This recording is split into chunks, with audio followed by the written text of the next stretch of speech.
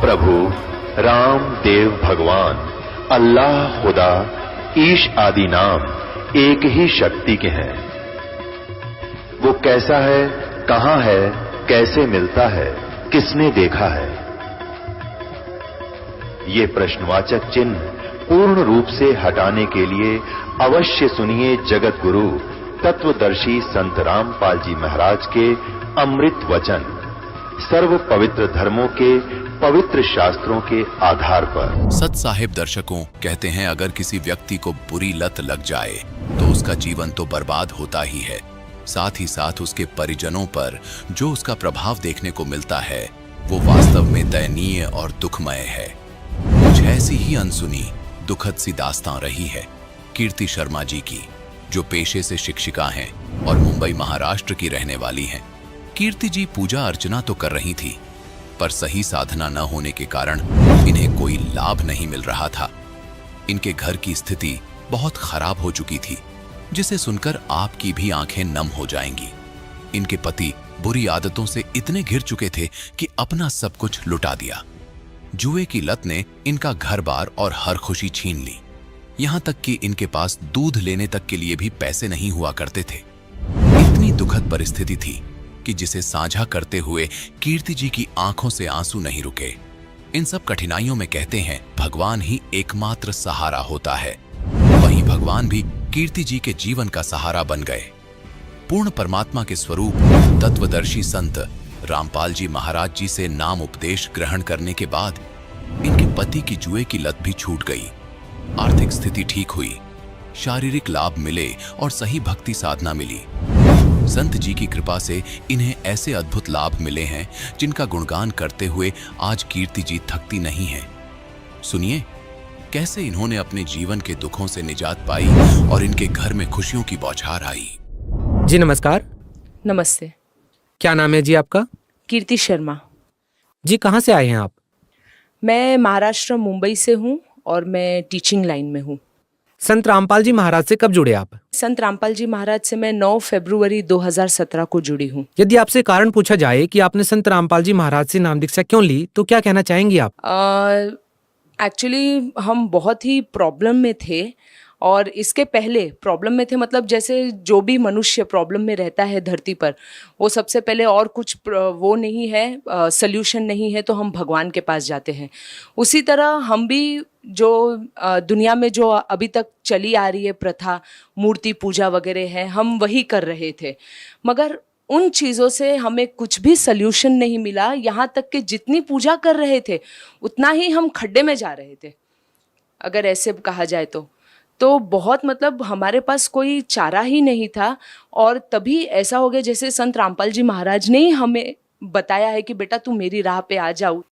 हम आपसे ये भी पूछना चाहेंगे कि आपको परेशानियां क्या थी? संत रामपाल जी महाराज के शरण में आने की आखिर आपको जरूरत क्यों आन पड़ी? ऐसी क्या परिस्थितियां हुई कि आपको संत रामपाल जी महाराज से नाम दीक्षा लेनी पड़ी? मेरे जो भगत जी हैं, मेरे हस्बैंड हैं, उनको बहुत ही बुरी आदत थी जुआ खेलने की। वो खुद रिग लाइन पे हैं, लाख, सवा लाख, 1.5 लाख तक कमा लेते हैं। मैं खुद टीचर हूँ, मेरी इनकम घर पे आती है। उसके बावजूद हमारा 2 बेडरूम हॉल किचन का फ्लैट प्लस मेरे पास जो भी गहने वगैरह जो मटेरियल वर्ल्ड कहते हैं वो सभी था हमारे पास। और इनकी इसी बुरी आदत की वजह से हमने सब कुछ खो दिया है। आज हम रेंट के फ्लैट पे रह रहे हैं और तब भी इनकी पेमेंट अच्छी है, मेरी पेमेंट अच्छी है, तब भी हम अच्छे से गुजारा कर सकते हैं रेंट के फ्लैट पे, तब भी हमारे पास पैसे नहीं बचते हैं। जैसे आते हैं वैसे ही चले जाते हैं। मेरे भगत जी को, हस्बैंड को पता भी चलता था कि मैं कहाँ जा रहा हूँ, मैं क्या कर रहा हूँ, तब भी पता नहीं किस प्रकार का उनमें खिंचाव था कि उस काल की दुनिया में, जो मैं कह रही हूँ, जो मैंने अभी यहाँ पे सीखा है, उस काल की दुनिया में वो कैसे खींचे चले जाते थे। उन्होंने मेरी कसम ली, मेरे बच्चे की कसम ली, मगर कुछ फ़ायदा नहीं था। मगर जब से, जिस दिन से हमने 9 तारीख से जो नामदान लिया है, 10वें दिन से मेरे भगत जी ये बोल रहे कि कीर्ति मुझे वहाँ पे जाने की इच्छा भी नहीं होती है, वहीं लॉटरी खेलने के लिए। हमारे पास दूध लेने के लिए भी पैसे नहीं थे। आज इसी चीज़ को 6 महीने हो गए और मेरे हस्बैंड वहाँ पे जाने का नाम तो छोड़ दो, अब उस गली से भी गुजर जाते हैं ना तो बोलते कि अब जैसे नफरत सी होने लगी है मुझे उस चीज़ से। तो इतना बड़ा हमने सिर्फ 6 महीने में इतना बड़ा ड्रास्टिक चेंज संत रामपाल जी महाराज की वजह से ही देखा है।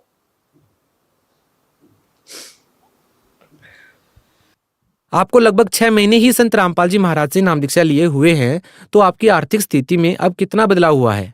पहली बात तो जहाँ जो कमाए हुए पैसे हमारे चले जाते थे वो बचने लगे हैं। लोन वगैरह कर्जा वगैरह है, अभी भी है, मगर जो हम पूरी तरह जो डूब रहे थे ना पानी में, मेरे गुरुजी ने हमें यहाँ तक उठा लिया है। कम से कम हम सांस ले सकते हैं, सुकून से जी रहे हैं।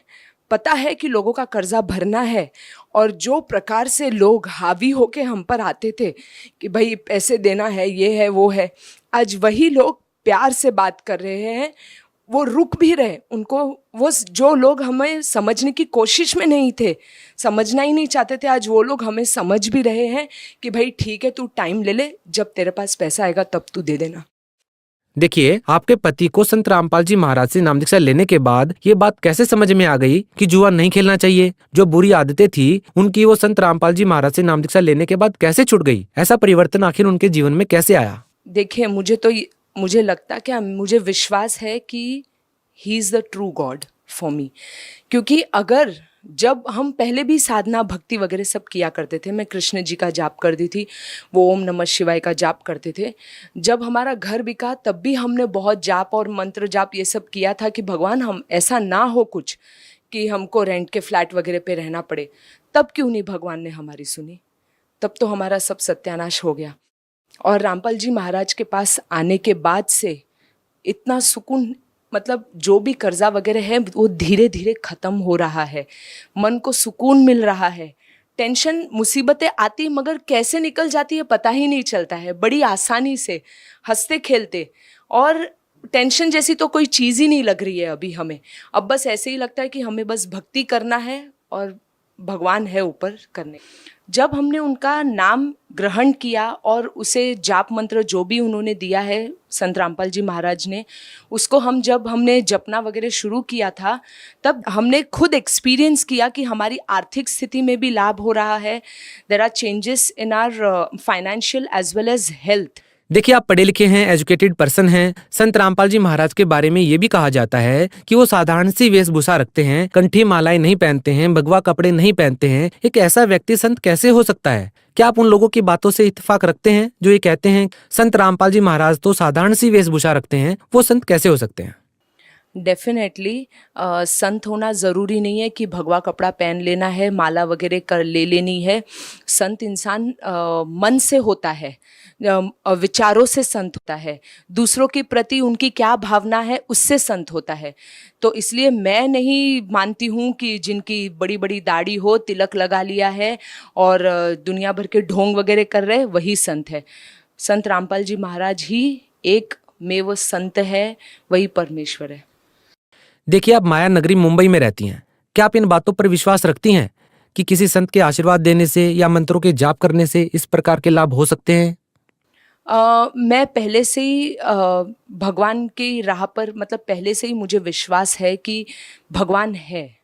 इसीलिए मेरा पहले से ही आध्यात्मिक उसमें भी काफ़ी लगाव था, रुचि थी। काफ़ी बार मतलब फ्रेंड्स लोगों के साथ भी बैठना जो डिफरेंट कास्ट के हैं, कोई क्रिश्चियन है, कोई मुस्लिम है, उन लोग भी जो अपनी बातें शेयर करते थे वो भी मैं सुनती थी। तो मतलब मुझे भगवान में रुचि तो पहले से ही थी, उन पे विश्वास भी पहले से ही था। सिर्फ इतना ही था कि करेक्ट वे ऑफ वर्शिप वो मुझे नहीं पता थी, जो मुझे अभी पता चली है। देखिए, बहुत सारे लोगों का सपना होता है, क्योंकि मुंबई जो शहर है ये अभिनेताओं का शहर है। बहुत सारे सेलिब्रिटीज यहाँ पे रहते हैं, हीरोज यहाँ पे रहते हैं। यदि आपसे बात की जाए तो आपके जीवन में आपके असली हीरो कौन है?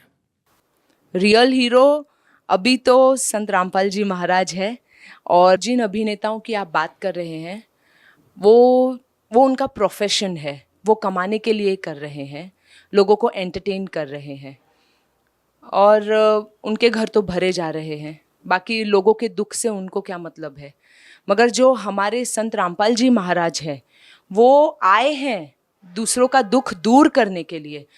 वो नशा मुक्त जीवन की प्रेरणा देते हैं। फॉर एग्जाम्पल, सबसे बड़े एग्जाम्पल मेरे हस्बैंड ही हो गए हैं। He is denying for dowry system also and like कितने सारे मेडिकल रिपोर्ट्स वगैरह जो है जो देखा गया है, मतलब लोगों को मानसिक रूप से, शारीरिक रूप से, आर्थिक रूप से, उन सभी चीज़ों से वो उनको छुटकारा दिलाने आए हैं, उनकी प्रोग्रेस करने आए हैं।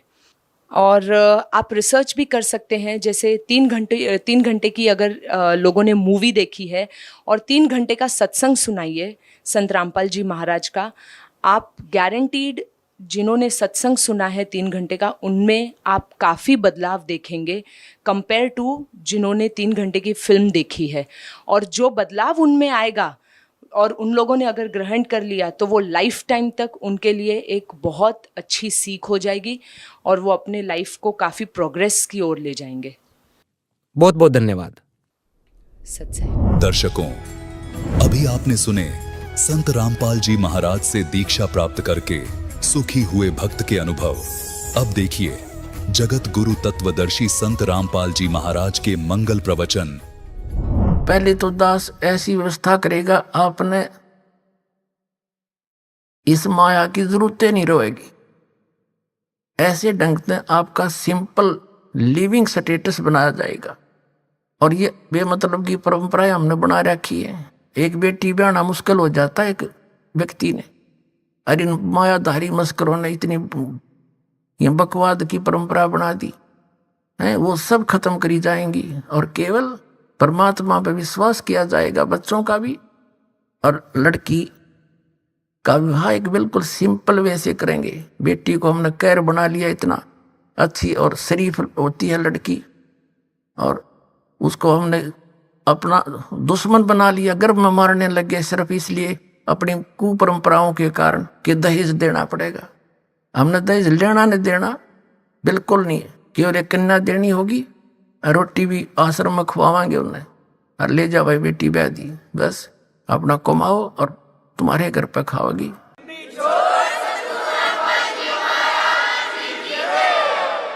तो 90% हमारे सिर का वजन हट जाएगा जब हम इन बकवादियां न छोड़ देंगे, जिसके लिए हम दिन रात नहीं पढ़ते, वो पूरी होती नहीं, कर्म नरे बिगड़ जा।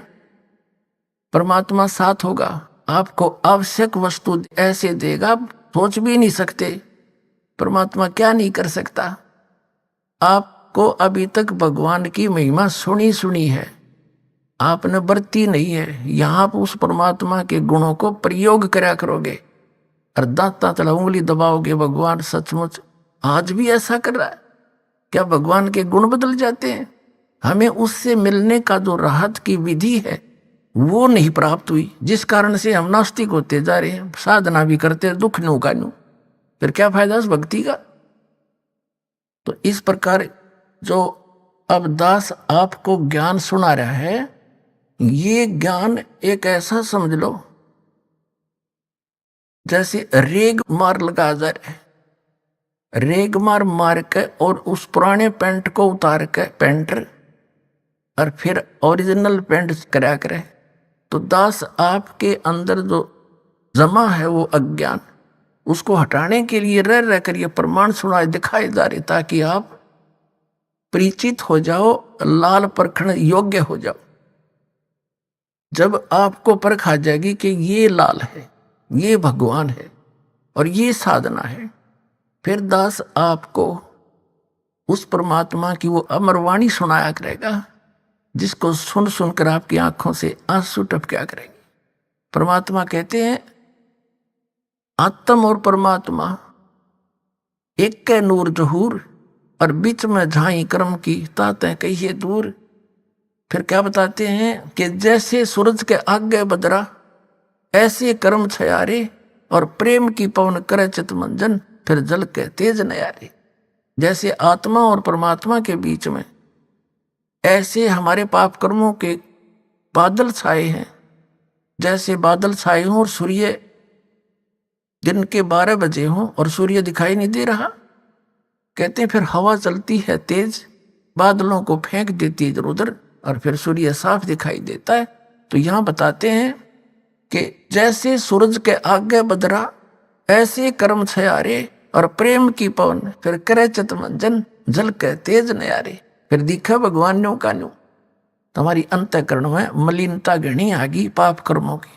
और ये मंत्र आपको ज्ञान दिया जाएगा, सत भक्ति दिखाई जाएगी, सुनाई जाएगी। तो फिर आपकी आत्मा रोया करेगी इन परमात्मा के वचनों को सुन सुन के, क्योंकि आत्मा भटक रही है उसके लिए और वो भटक रहा हमारे लिए। कबीर साहब कहते हैं मैं रोवत हूं सृष्टि को पर सृष्टि रोवे मोहे। गरीबदास इस योग को समझ नहीं सकता कोई। हम तो उस भगवान को ढूंढ रहे हैं, हमें सुख हो, हमारे घर में बचाव हो, बाल बच्चों का बचाव हो और हमें आवश्यक वस्तुएं उपलब्ध हों जिनकी हमें रिक्वायरमेंट है और मोक्ष हो। फिर हम जाते हैं इधर उधर भटक रहे हैं।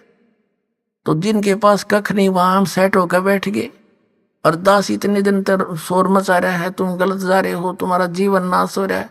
मुझे नो कहो तो निंदा करता है, तुमने निंदा की परिभाषा का ना पता। फिर जब यह निंदा है साची कहने की तो यह निंदा तो दास पर छूट रहा कोई नहीं, पर यह निंदा नहीं है, एक महापरोपकार है। अब मैं कैसे चुप रह सकता हूं? मुझे पता लग गया तुम्हारा जीवन नाश हो रहा है, मनुष्य जीवन को बालकों का खेल है मिलना। अब क्या बताते हैं परमात्मा कि काल ने कहा था कि चौथे युग में जीव आप कितने ले जाना, कल युग में 3 युगों में जीव थोड़े ले जाना। तब धर्मदास जी से बात हुई थी। धर्मदास जी को परमात्मा ने बताया था कि धर्मदास जी ने कहा था भगवान मेरे तो काल का दूत पैदा हो गया नारायण दास, ये आपने क्लियर कर दिया, तो मेरा तो काल का वंश चल पड़ा। हे परमात्मा अब मैं तो मर गया कति, कलेजा पकड़ के बैठ जाता, क्यों वैस था नरमात्मा का था, अब क्या होगा मेरा। तो भगवान ने कहा था कबीर जी ने चिंता ना करे, तेरा 42 पीढ़ी तक वंश चलेगा। ने बोला जी इस काल का वंश चलेगा, ये तो ना चल रहा था अच्छा भगवान ने, इस नारायण दास का तो ना चला तो अच्छा, बताइए तो काल का दूत है ये। तो परमात्मा ने कहा ये नहीं, तेरे को एक और अच्छी आत्मा में अपने कोटे तो दूंगा। अब 86 साल की उम्र लिख रखी है उनके इतिहास में। यहाँ के जब चूड़ामणि जी का जन्म हुआ, धर्मदास जी की 86 वर्ष की उम्र हो रही थी। ये देखिएगा एक पुस्तक है,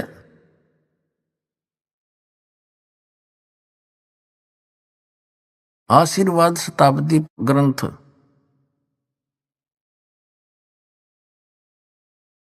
ये देखो सतनाम कितना बुढ़ा लिख रखा है, कितने अच्छे ढंग से, कख नहीं पता है सतनाम का, ये दामा खेड़ा वालों का है। ये देखिए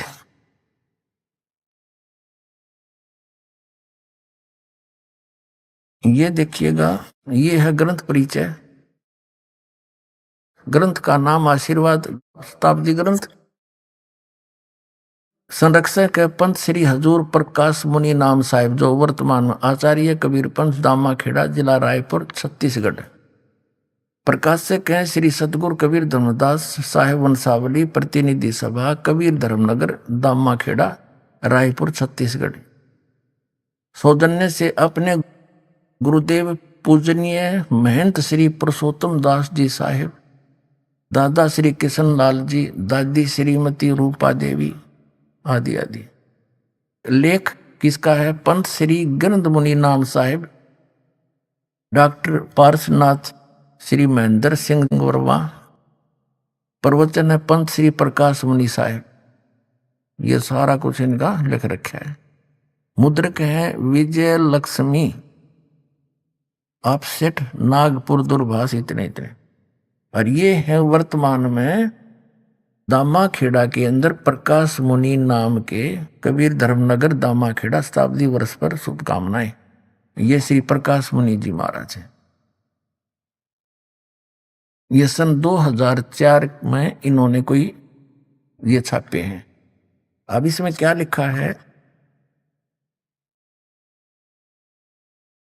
ये देखिएगा। इधर तो इसमें धनी धर्मदास जी बैठे हैं, इनका फोटो लगा रखा है। यहां इन्होंने प्रमाण दिया है धनी धर्मदास जी साहेब सतगुरु कबीर साहेब के अनन्य भक्त एवं परम शिष्य धनी धर्मदास साहिब जी कबीर पंथ के आधार शिला हैं। धनी धर्मदास जी साहिब के माध्यम से ही सतगुरु का अखंड ज्ञान और अथाह अनुभव सर्वसुलभ हो पाया। अब यहां देखते हैं, ये है कसौधन वैश्य कुल में पैदा हुए धनी धर्मदास जी साहिब का जन्म बांधवगढ़ विक्रमी संवत 1452 की कार्तिक पूर्णिमा के दिन गुरुवार को हुआ था। संवत 1452 और इसमें से 57 कम कर दे, 1452 और यानी 1395 में उनका जन्म बताया। सन 1395 गुरुवार को हुआ था। आपके बचपन का नाम जुड़ावन प्रसाद, आप एक कर्मठ आदि। आपका विवाह संवत 1480 में पत्थरटा ग्राम की जादोमती देवी की सुयोग्य कन्या सुलक्षणा देवी अर्थात पंथ की माता आमीन से हुआ और आपके एक पुत्र व एक पुत्री भी हुए। अपार संपत्ति होते हुए भी आप निर्भमानी थे। संवत 1518 में व्यापार व तीर्थाटन के दौरान मथुरा में सतगुरु से प्रथम भेंट ने आपको एहसास दिलाया कि आपके पास सब कुछ होते हुए भी आप नाम धन से खाली हैं। विक्रमी संवत 1520 में काशी में हुई दूसरी मुलाकात ने आपको सदा के लिए सतगुरु के अनुगामी बना दिया है। इसी वर्ष आप सतगुरु को काशी से बांधवगढ़ लाए, आरती कर दीक्षा पाए। विक्रमी संवत 1520 में सर्वभावेन समर्पित हो गए। सतगुरु कबीर साहिब ने आपको आत्मसात किया और सतनाम धन के साथ अटल 42 वंश का आशीर्वाद दिया। इसके फलस्वरूप विक्रमी संवत 1538 में आपके घर द्वितीय पुत्र के रूप में चूड़ामणि नाम साहिब का प्राकट्य हुआ और 1540 में सतगुरु ने एकोत्री चौका का विधान रचा और आपको पंथ का आदेश दिया। सतगुरु के हर आदेश का पालन करते हुए आप विक्रमी संवत 1568 के फागुन के मास में जगन्नाथपुरी में सतगुरु के हाथों का परवाना ग्रहण करके लोक को गमन किया। अब कहने का भाव यह है, इनका जन्म हुआ विक्रमी संवत 1452 में और दूसरा पुत्र विक्रमी संवत 1538 में हुआ। 1538 48 वर्ष तो वो ले लो उधर से पहले वाले और 38 ये जोड़ दो, 48 और 38 86 वर्ष हो गए। 86 वर्ष की उम्र होगी थी जब धर्मदास जी की उस समय परमात्मा ने कहा कि तू चिंता ना करे, मैंने तेरे को 42 पीढ़ी दे दी, तेरा वंश रहेगा। वंश 42 रहे, तेरा अंश रे। अब धर्मदास जी कहने लगे, हे भगवान, यूं तो काल का दूत नारायण दास और 86 साल की उम्र मेरी। अब परमात्मा क्या होगा कि तेरे एक संतान होगी मेरे आशीर्वाद। अब या उसके गले उतरे नहीं, 86 साल की उम्र होगी, अरे अब संतान होगी, ना भी नहीं करे और यश भी नहीं करे। परमात्मा अंतर्यामी थे कि अब इसका विश्वास दृढ़ नहीं हुआ और वृद्ध गणा हो रहा, कदे मृत्यु को प्राप्त हो जाए, इसका इतना अटड़े कौन हो रहा है। तब परमेश्वर कबीर जी ने ऐसे आशीर्वाद किया। ऐसे सतलोक से एक बालक आया, उसके आंगन में लेट गया, हाथ पैर मारे, नवजात शिशु। अग देख धर्मदास, 10वें महीने तेरी पत्नी के गर्भ से ये बालक जन्म होगा, तेरे जच्चो चाहे ना जच्चो। ने बोला जी जच जीवित है। जब इसी लीला देखी और फिर वो लड़का वापस, बच्चा वापस कर दिया, आत्मा गई। 10वें महीने आमिनी के पेट गर्भ से चूड़ामणि जी का जो है जन्म हुआ। उसको मुक्तामणि नाम साहिब भी कहने लगे। तो कबीर परमात्मा ने धर्मदास जी से कहा था कि भाई ये पहला मंत्र देना सिर्फ 5 नाम का। ये और मंत्र अभी डिस्क्लोज ना करना। सतनाम ये 2 अक्षर का, और सार शब्द। धर्मदास मेरी लाख दुहाई, ये सार शब्द कहीं बाहर ना जाए। सार शब्द ये बार जो पढ़ी, या बिजली पीडी हंस नहीं तरही। अब धर्मदास तो पक्के थे, जो कह दिया सदगुरु ने फाइनल है। फिर परमात्मा कबीर जी ने उनके पुत्र चूड़ामणि से, जब वो छोटी उम्र के थे, तो उस समय उनसे कहा कि उनको आदेश दिया कि ले बेटा ये 5 नाम जाप करना, और आगे अपने उत्तराधिकारी को भी ये देना, और उसी को यही आदेश देना, ये नाम जाप करता रहे। ठीक है। फिर कबीर परमात्मा ने कहा, धर्मदास जब तेरी 6ठी पीढ़ी आओगी ना, तब ये 5 नाम भी समाप्त हो जाएंगे। काल वहां झपट्टा देगा और मेरा वचन ना खाली जाई, ये मैं सच्ची कह रहा हूं। तो धर्मदास चिंतित हो गया कि हे परमात्मा, फिर ये मेरे बालक कैसे पार होंगे? वंश तो आपने दे दिए 42 पीढ़ी, तो ये बच्चे पार कैसे होंगे दाता? तब वो बहुत चिंतित हो गया। तब परमेश्वर ने कहा कि इस काल ने कहा था मैं 12 पंथ चलाऊंगा नकली कबीर जी के नाम थे। उन 12 पंथों में से जब 12वां पंथ चलेगा गरीबदास का होगा। उस गरीबदास वाला पंथ जब चल चुका होगा, उस गरीबदास वाले पंथ से यानी गरीबदास जी से मेरी महिमा की वाणी पुनः प्रकट होगी, और उसमें गरीबदास वाले पंथ में आगे चल के मैं ही आऊंगा। जब 5500 वर्ष बीत जाएंगे न कलयुग ने, उस समय आप देखना सब पंथों को खत्म करूंगा, सच्चा ज्ञान बताऊंगा, और सभी पंथों को खत्म करके एक पंथ चलाऊंगा, तो सारा विश्व नाम लेगा, सारे पार करूंगा उस समय के। तो तेरे वंश भी हो जाए बेटा, पार क्यों चिंता करता है? तब धर्मदास का दिल डटया, ने बोला भगवान आज तो ऐसे नेक आदमी हैं, पर अभी ना मान रहे आपकी बात ने। आप तो कह रहे हो कि आगे तो घोर कलयुग आएगा, तब कैसी बात बनेगी? तो परमात्मा ने कहा यह चिंता छोड़ दे, ये मेरा काम है, और जो मैं आज बोल रहा हूं ना यह बात, ये उस समय सच्ची होएगी कि पूरा संसार मेरी शरण में होगा, और मेरा ही ज्ञान पूरे विश्व में रह जाएगा। सारे बच्चे मुझे पहचानेंगे और मोक्ष प्राप्त करेंगे, जो नाम ले लेंगे सतनाम। तो जब सच्चा होगा, जब कलयुग 5500 वर्ष बीत जाएगा, तब तक तो ये निराधार दिखाई देगा। अब वर्तमान में कबीर पंथ का जो फैलाव है सबसे ज्यादा इन दामा खेड़ा वाले गद्दी से है। इन कहते 30,000 तक मेहनत बना रखे हैं, और वो आगे नाम देते हैं, और फिर वो साल में 2-3 ये प्रोग्राम करते हैं दामा खेड़ाले। वो सभी मेहनत आके और उनका पूजा चढ़ाते हैं। इन्हें तो रजवाड़े बना रखे हैं, जैसे एक सेंटर का राजा होता था, अगर छोटे छोटे राजा छोड़ दिए होते थे, और वो फिर सारे उसको टैक्स दिया करते थे। ये वो सांग जोड़े न के लेना देना किसी के मुख से कख नहीं पता इन दामा खेड़ा वालों का। अब दिखाता हूँ थोड़ी सी झलक इन दामा खेड़ा वालों का क्या ज्ञान था, ये कैसा भगवान को जाना इन्होंने। अपने आत्माओं आपका सौभाग्य है। अब इस परमात्मा के पाने वाले काम को और इस सारे कार्यों को वही करेगा जो इससे परिचित हो जाएगा। जैसे हम छोटे छोटे थे, वैसे वर्तमान में भी ऐसा ही है, लेकिन पहले और ज्यादा कठिन काम था। इस दास का जन्म किसान परिवार में हुआ, और किसान जैसे दिसंबर और जनवरी का महीना, और ये हरियाणा और पंजाब का क्षेत्र, शीत लहर चले हैं, और ऊपर से छोटी मोटी बूंदों का भी जुगाड़ हो जाए कई बार। तो किसान जब गेहूं बीज देता है, रात्रि के समय नहर के पानी से उसके सिंचाई का नंबर फिक्स होता है।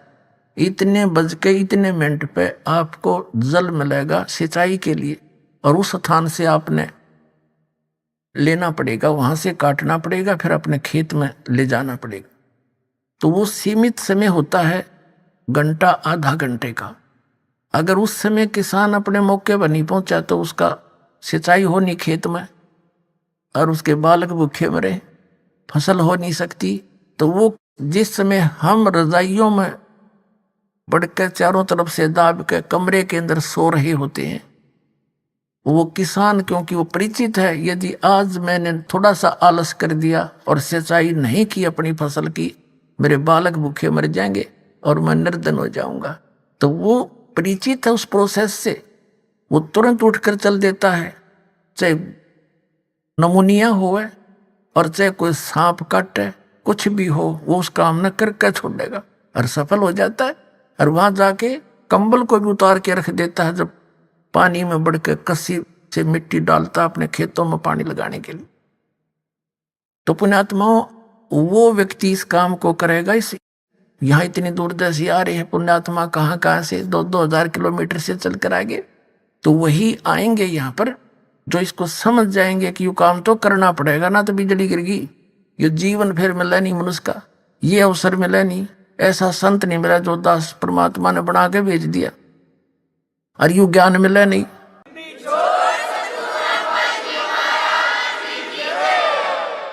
तो फिर इस मनुष्य शरीर ने के चाटांगे हम। ईसा एक गदारी साहब मनुष्य जिसने भक्ति नहीं करी, फिर वो सारा दिन लज्जा अंडाइयो, फिर अपने माया जोड़ने में लज्जा फिरता है। तो इस ज्ञान से जो ऐसे परिचित होगा, वो आओगा सिर दड़की बाजी लाके, और वह सफल होगा।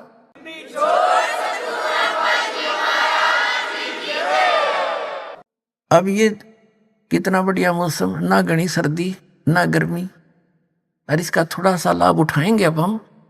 ये बार बार समय मिलता है। सोचा था संग जन्म हो गए, कुत्ते बन के गली में सोवांगे, कोई ना सोने दे, आता जाता मारे लट ट्या ट्या करते भागते हटाएंगे। तो इस गणी इस ऐश्वर्य ने छोड़ के अब हमने थोड़ी मेहनत करनी पड़ेगी, और गणी भी नहीं, क्योंकि ज्ञान समझवा फिर तो भक्ति तो बहुत आसान है। चलते फिरते बस में कहीं पर भी मालिक का नाम जाप करना, नाम से मोक्ष होगा। मठियोग करना है नहीं, इस मठियोग तो बकवादी लोग करते और कराते हैं, किसी संत ने नहीं किया। परमात्मा कपड़ा बुनते थे, भक्ति करके भी दिखाते थे कि ये है मार्ग भगवान के पाने का। तो अब आपको थोड़ी सी झलक दिखाते हैं, जो ये दामा खेड़ा वालों ने कितना संसार डबो रखा है, और ये दावा करते हैं कि जो धर्मदास की गद्दी पे हैं हम, और कबीर साहब ने कहा था इससे जो नाम लेगा वो पार होंगे। नहीं, कबीर साहब जी ने ये कहा था कि 6ठी पीढ़ी में ये 5 नाम भी समाप्त हो जाएंगे। ये और ही एक शब्द सा सेलेक्ट कर लिया इन्होंने कबीर सागर से, अजर नाम अमर नाम पाताले सब सिंधु नाम, यही हंस का काम, 5 ले हंसा उड़ जाई। ये मंत्र है कोई? ये तो एक आरती सी है। ये दामा खेड़ा वालों के विषय में जो परमात्मा ने कहा है, ये है कबीर सागर।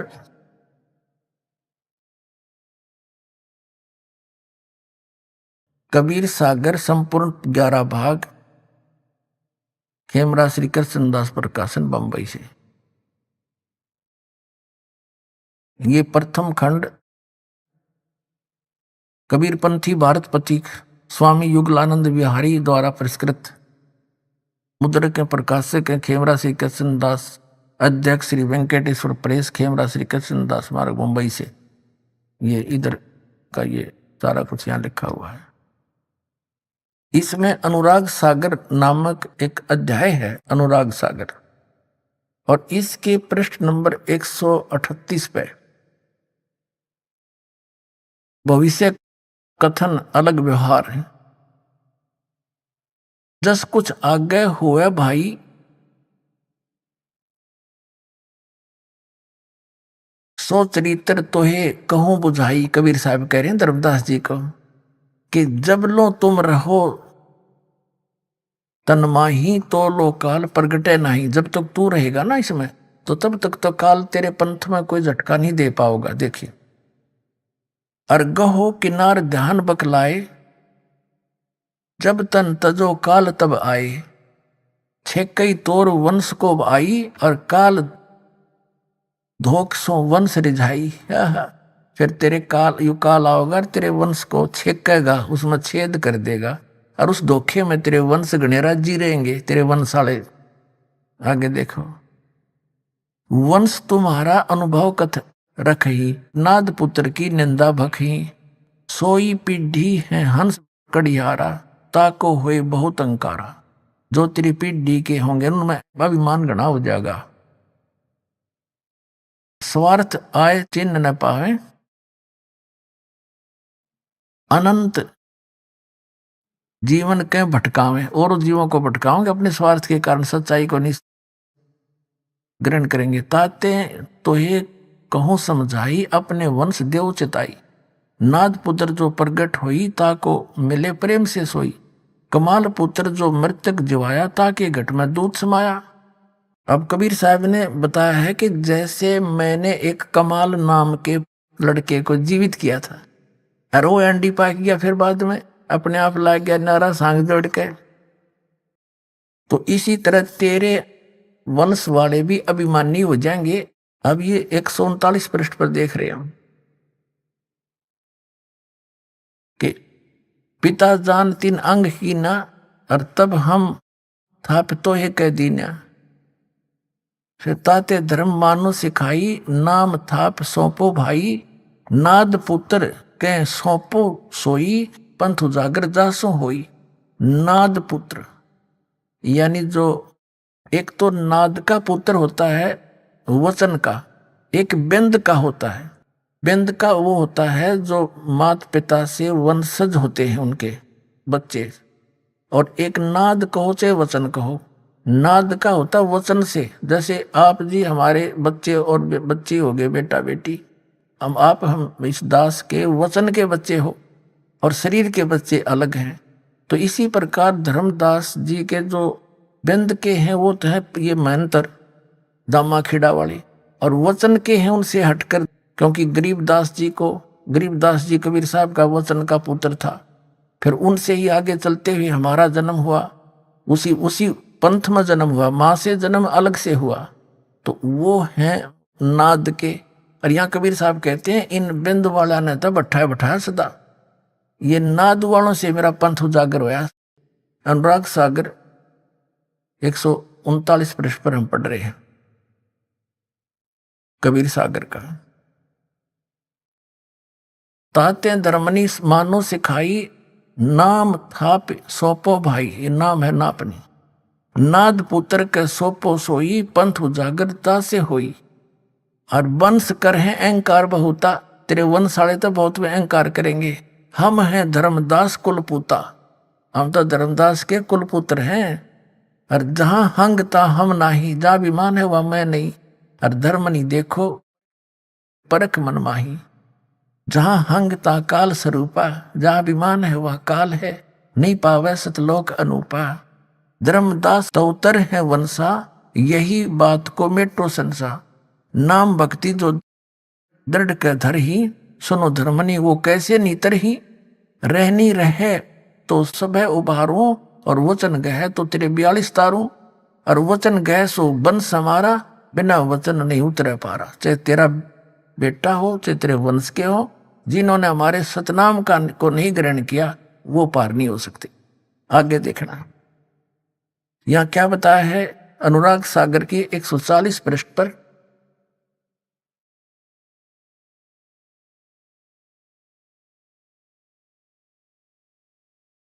कहते नाद बिंद जो पंथ चलावे, चूड़ामणि हंसन मुक्तावे। फिर क्या बताया धर्मदास तो वंश अज्ञाना, तेरा वंश अज्ञानी है, होएगा चिन्ह नहीं वो अंश ही दाना। जस कुछ आगे हुए है भाई, सो चरित्र में कहूं बुझाई। कहते छठी पीढ़ी बिंद तू होई, तेरे बिंद का तेरे शरीर का जो तेरी पीढ़ी का जो छठी पीढ़ी आओगी, तो भूले वंश बिंदु तो सोई। और टकसारी से ले है पाना, टकसारी को ले है पाना। अस तो बिंद होए अज्ञाना, अस तेरे बिंद के तेरे ये परंपरा वाले ऐसे अज्ञानी हो जाएंगे, वो छठी पीढ़ी में ये बात बिगड़ेगी। चाल हमारा बस तुम झाड़े, टकसारी के मत सब मांडे। चौका तैसे करे बनाई जैसे जैसे। ये क्या बताया है कि छठी पीढ़ी में, छठी पीढ़ी बिंद तू होई, तेरा बिंद जो होगा भूले वंश और बिंदु तो सोई।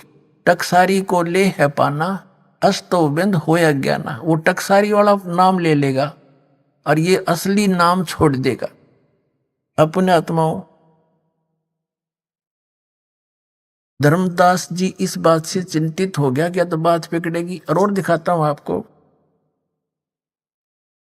छठी पीढ़ी में क्या हुआ कि ये 5 नाम जो दास आपको देता है, 7 मंत्र वर्तमान में परमात्मा का आदेश है, कंप्लीट कोर्स देना है। प्रथम और लास्ट का नाम नहीं था उस समय, केवल बीच के नाम थे। और ये नाम है इन कमलों से आगे हमने निकलने के और यहाँ की सुख सुविधा प्राप्त होने की। तो ये इसलिए दिए थे कि इस पिछली पीढ़ी तक ये मनुष्य जन्म प्राप्त करते आ जाएंगे इस प्रथम मंत्र तक, और फिर इन सब को पार कर दूंगा। तो परमात्मा ने कहा कि छठी पीढ़ी में क्या हुआ, ये दास बताता है। छठी पीढ़ी का जो इनका महंत था, उसको अन्य व्यक्तियों ने, क्योंकि लोग कुछ समझदार से हो गए, पंथ का कुछ विकास घना हो गया इनके का, आम आदमी कहने लगा तुम बातें करते हो सतलोक और सचखंड और सतपुरुष की, हर नाम देते हो इन देवताओं के 5, तो फिर ये क्या थारा पंथ हुआ। तो टकसारी कोई पंथ जो नकली पंथ था, कबीर पंथ, उसके कारण वो भ्रमित हो गया। छठी पीढ़ी वाला महंत, उसने वो मंत्र त्याग दिए। सचमुच ये तो ऐसा ही है, उसकी अपनी अल्प बुद्धि ने सोचा और वो कबीर सागर से ले लिया उसने, अमर नाम, अजर नाम, पाताल सब सिंधु नाम, यही हंस का काम। और पूरे इस कबीर पंथ में इस दामा खेड़ा से संबंधित यो है नाम देते हैं, एक पूरी आरती सी सुनाते हैं। ये खाक नाम है, ये तो उस नाम की महिमा है। उस जो नाम आपको दिया जाएगा वो अजर है, वो अमर है, और उससे ही आपका मोक्ष होगा। अब एक पुस्तक है इनकी जो दामा खेड़ा के द्वारा प्रकाशित है, उसका नाम है सुमरण शरण गह 42 वंश, लेखक महंत श्री हरि सिंह राठौर, पृष्ठ 52 पर लिखा है, देखिएगा। उस पुस्तक की फोटोकॉपी हमने लगा रखी है, प्रमाण है पुस्तक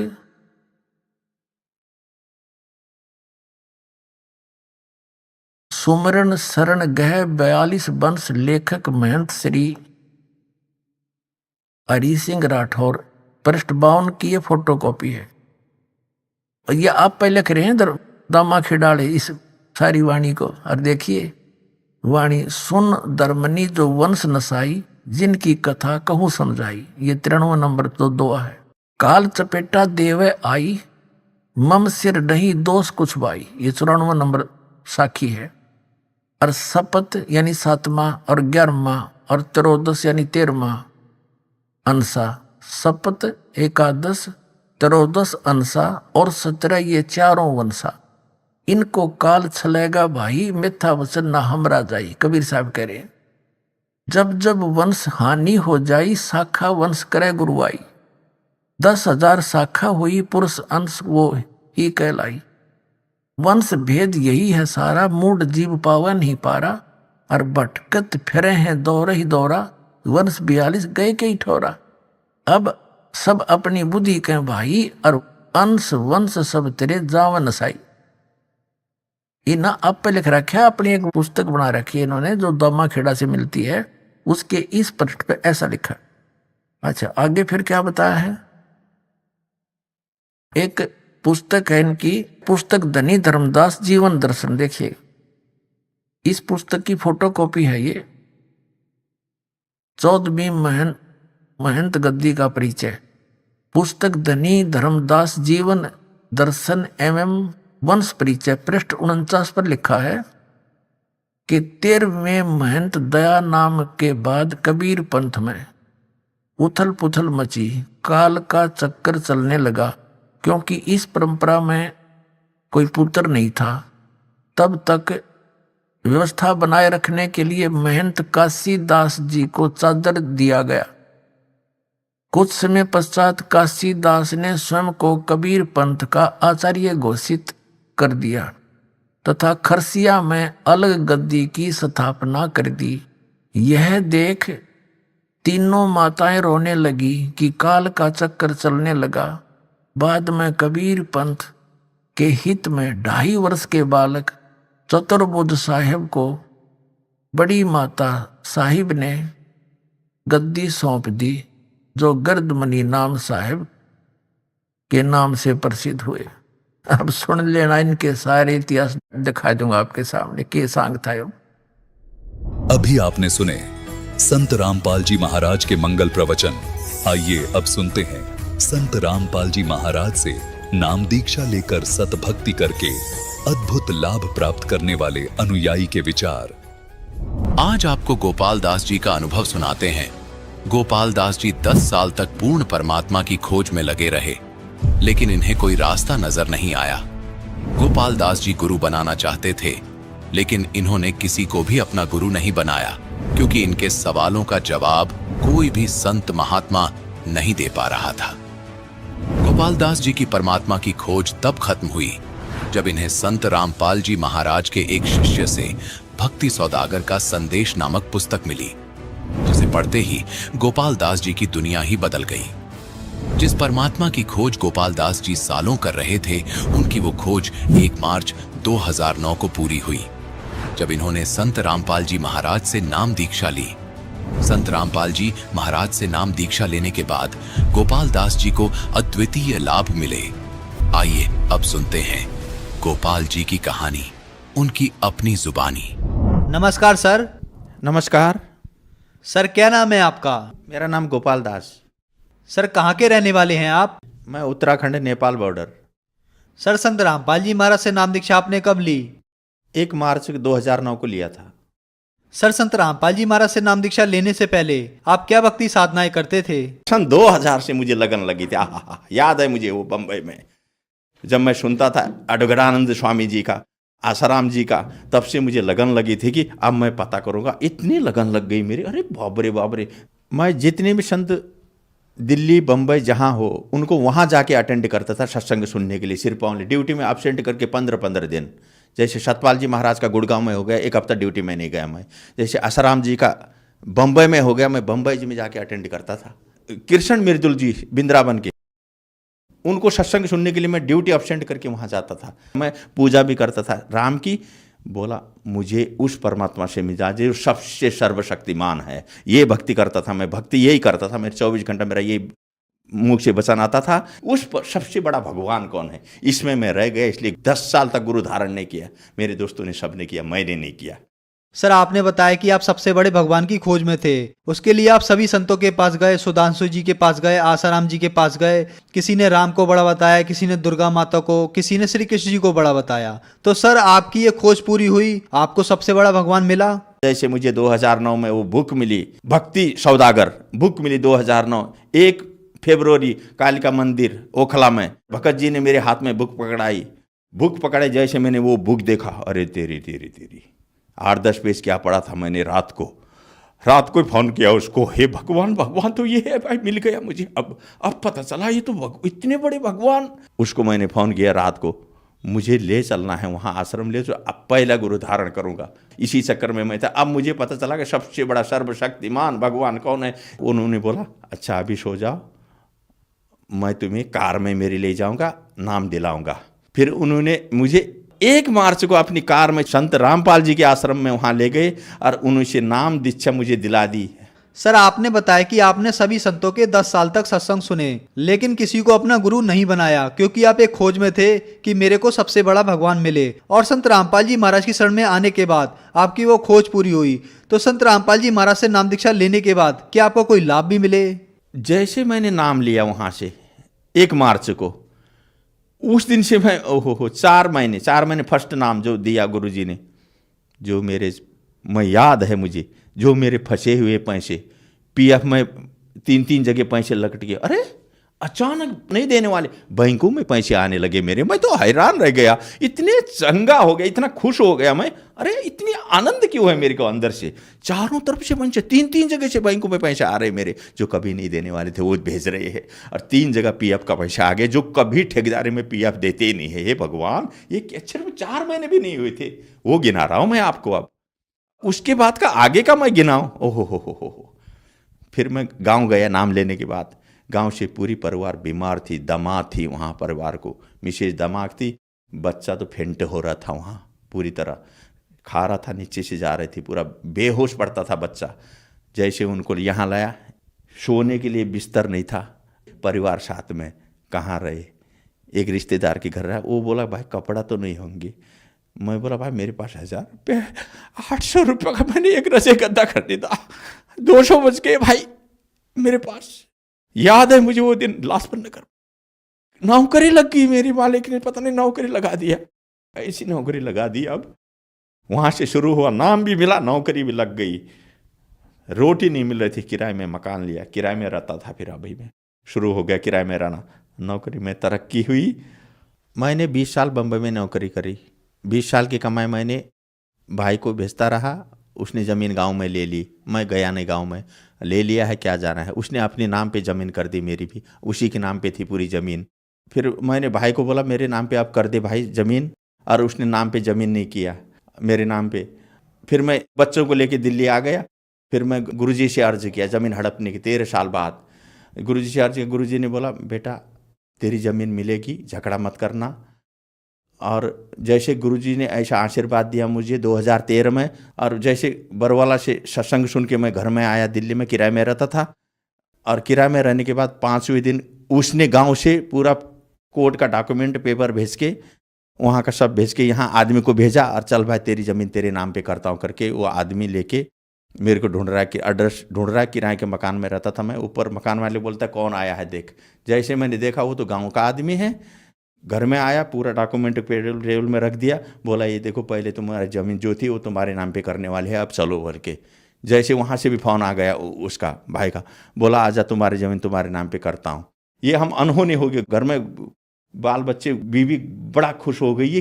जैसे मैं गया गाँव में, उसको बोला चल फिर नाम पे कर दे। जैसे गए कोर्ट में, आहा वो देखते ही बनता है, पसीना पसीना हो गया वो पूरा। 80 लाख की मेरी ज़मीन, आज की नहीं 2013 की बात बता रहा हूँ, 80 लाख की उस टाइम पे वो ज़मीन।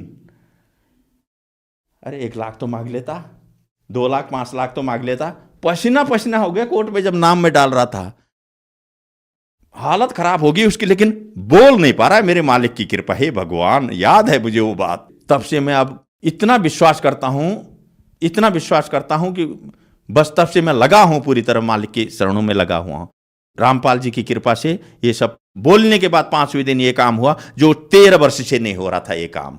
ये है गुरु जी की कृपा, ये है परमात्मा की कृपा, पूर्ण परमात्मा की, जिस परमात्मा की मैं खोज में था। और उसके बाद जो गांव से बच्चा लाया था मैं, आधा मुर्दा बेहोश पड़ने वाला, मैं ड्यूटी जाता था, गली में से आदमी आते थे, कंपनी में फ़ोन करते थे भाई बेहोश हो गया चल ले जा, फेंट हो गया।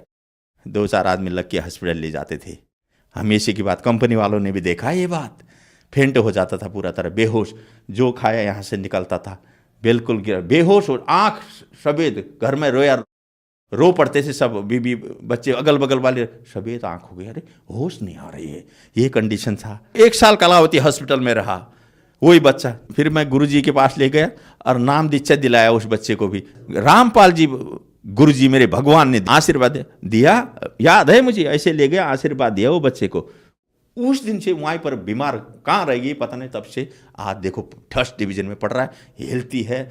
बीमार नाम की चीज़ नहीं है, कहाँ उड़ गया वो बीमार, मैं बताओ। 1 साल से कलावती हॉस्पिटल में फेंट होने वाला बच्चा, ये है कमाल का प्रमाण, ये है पूर्ण परमात्मा की ताकत, याद है। दूसरा लाभ बताता हूं मैं आपको, नोटबंदी हो गई। 11 तारीख को मुझे कंपनी से पैसा लेके आया मैं, 40 नोट थे मेरे पास, 1000 के, 40,000 रुपये बैंक में रखने के लिए। रास्ते में गिर गए और 1.5 घंटा वहाँ लाइन पे लगा के, जैसे नंबर आया पैसा देखता हूँ पैसा नहीं है। हे मालिक ये क्या हो गया, वहीं पर अर्ज किया भगवान को। और मुझे पता है मालिक ने बोला था जब तक नियम और मर्यादा आपके पास है तो सब काम होंगे। और मैं नियम मर्यादा का पक्का ऐसे रहता हूँ, मैं जहाँ दुविधा हो मैं करता ही नहीं हूँ। इसलिए मेरे भगवान ने मेरी सुनी। रिटर्न आया 1.5 घंटे के बाद, रोड में, मेन रोड में, जहाँ गाड़ी चल रही थी, पैसे रखे हुए 40,000 की गड्डी उठाया, बैंक में जमा करके। हे भगवान, ये अब क्या बताऊँ मैं, 10,000 20,000 ऐसे कई केस है मेरे, ऐसे केस है सब मालिक ने पूर्ति किया, सुख शांति। अब देखो मैं करोड़पति हूँ इस समय, जिसके पास 0 पैसा नहीं था। याद करो ये परमात्मा रामपाल जी की कृपा है भाई, ये पूर्ण परमात्मा कबीर साहब की भगवान की कृपा है। ये देखो एक दिन मेरे कंपनी में 10,000 रुपये वहाँ गिर गए थे बाथरूम में, सफाई वालों को मिला, उनसे पूछा मैंने, नहीं मिला। बोला जैसे मैं घर में आके 1.5 घंटे बाद जोत जगाया, जिसको पूछ रहा था वो नहीं बोलने वाले ने जोत जगाते टाइम फ़ोन आ गया, फ़ोन उठाया, बोला तुम्हारे पैसे भाई मिल गए हैं, ले जाओ। ये होती है परमात्मा की कृपा, कोई दिखा नहीं सकता है। 7,000 का मोबाइल सफदरजंग हॉस्पिटल में पीपल के पेड़ के पास खाना खाया, फ़ोन उधर भूल गया। हे मालिक फ़ोन जाने दो 7,000 का। रो के, याद है वो दिन मुझे अभी, रो के मैंने बोला मैं असुर निकंदन आरती कैसे करूँ अब बताओ। ये इसमें मैं रह गया, मैं किस में करूँ आप बताओ। असुर निकंदन रमणी दोपहर को करनी थी मुझे। क्यों, मैंने जिंदगी भर एक भी चीज़ नहीं छोड़ा हूँ अभी तक, किसी कीमत पर रात दिन लगा के 3 टाइम की आरती जो जो आपने बताया वो मैं पूर्ण किया हूँ और पूर्ण करूँगा। ये मेरी छूट जाएगी अभी मालिक। फ़ोन मेरा गायब हो गया, कंपनी में फ़ोन है, कंपनी वालों ने मुझे फ़ोन किया, दूसरा फ़ोन में घर में किया, ये कॉन्टेक्ट हो कि वो फ़ोन मुझे 7,000 का दे के गया। क्यों दे के गया वो, अब बताओ ये क्या चीज़ है। ये पूर्ण परमात्मा की शक्ति, रामपाल जी गुरुदेव की शक्ति है, ये देख लो भाई, आंखों देखी प्रमाण बता रहा हूं मैं। और दूसरा लाभ, पत्नी की दमा की बीमारी पूरी तरह दमा की बीमारी, और 5 साल से दवा ESI में चल रही थी, सांस लगना वो हो जाना, संत रामपाल जी की कृपा से नाम लेने के बाद खत्म हो गई बीमारी पूरी तरह। बीमारी अब देखो कहाँ गई बीमारी। सर, संत रामपाल जी महाराज से नाम दीक्षा लेने के बाद आपको बहुत सारे लाभ मिले, तो जो समाज आज आपको देख रहा है और वो भी किसी न किसी बीमारी से ग्रस्त है, तो क्या वो भी संत रामपाल जी महाराज से नाम दीक्षा लेने के बाद ठीक हो सकते हैं? मैं पूरी पृथ्वी के भक्तों को या पूरी दुनिया को ये अनुभव बता देता हूँ मैं आपको। अगर संत पूरी पृथ्वी में जितने भी संत हैं, पूरी पृथ्वी के जितने भी गुरु हैं, जितने भी भगवान हैं, अगर सिर्फ संत रामपाल जी से अगर नाम लो, एक बार प्रैक्टिकल देख लो, नाम लेने के बाद अगर नियम मर्यादा जिसमें बताए गुरु जी वो अगर कर दो, तुम सबके कदम सोएंगे। ये दुख है ना, ये दुख कदमों में रहते हैं, फिर तो दुख होता ही नहीं है ना, पूर्ण पूर्ण पूर्ण पूर्ण हो जाता है, पूरी तरह पूर्ण होता है नियम मर्यादा में रहने के बाद। ये हमने देखा है, ये सभी के लिए हो रहे हैं हमारे आश्रम में। गुरुजी संत रामपाल जी से नाम दीक्षा लेने के बाद। सर, आपने बताया कि आपने सभी संतों के सत्संग 10 साल तक सुने, आपको एक सबसे बड़े भगवान की खोज थी, फिर आप संत रामपाल जी महाराज की शरण में आए, वहां आपकी खोज पूरी हुई। तो हमें आप ये बताइए, उन संतों के ज्ञान में और संत रामपाल जी महाराज के ज्ञान में आपको क्या अंतर दिखा? इसमें मुझे ये लगा, अब उनका ज्ञान तो 2% में नहीं है और गुरु जी का ज्ञान 100% है, संपूर्ण शास्त्रों के आधार पर है गुरु जी के ज्ञान। और वो खुद मिला के देख ले, ब्रह्मा विष्णु महेश से ऊपर से भगवानों को न जानते हैं, वो 8 क्लास की विद्या भी नहीं है, नंबर 1। वो खुद जन्म मृत्यु के चक्कर में है वो भगवान। अब पूर्ण परमात्मा की बात तो बातें अलग हो गई, ऊपर के भगवान की बातें अलग है। क्षर अक्षर परम अक्षर, ईश्वर परम ईश्वर को तो कोई जानता है नहीं पृथ्वी में। संत जो गीता में पढ़े हुए हैं, गीता में पूरा लिखा हुआ है, इन ग्रंथों में लिखी हुई चीज को भी नहीं समझ पा रहे। इन संतों से क्या, इनको तो अपने ग्रंथों का याद नहीं है, इनको ग्रंथों का जानकारी नहीं है, नंबर 1। गीता के बारे में किसी संत को पता नहीं है, बताओ। बड़े बड़े संतों को देख लो आप, बता नहीं सकता गीता के बारे में, संत रामपाल जी ही बता सकते हैं इन शास्त्रों के बारे में। सर, संत रामपाल जी महाराज से नाम दीक्षा कैसे ली जा सकती है? पूरे हिंदुस्तान में हर स्टेट में हर डिस्ट्रिक्ट में नामदान केंद्र खोले हुए हैं। जो आदमी जिस स्टेट का जिस जगह का रहता है वहाँ पूरा नामदान केंद्र में कांटेक्ट करो, संत रामपाल जी से नाम दीक्षा लो और अपना कल्याण कराओ। धन्यवाद सर। नमस्कार, सत साई।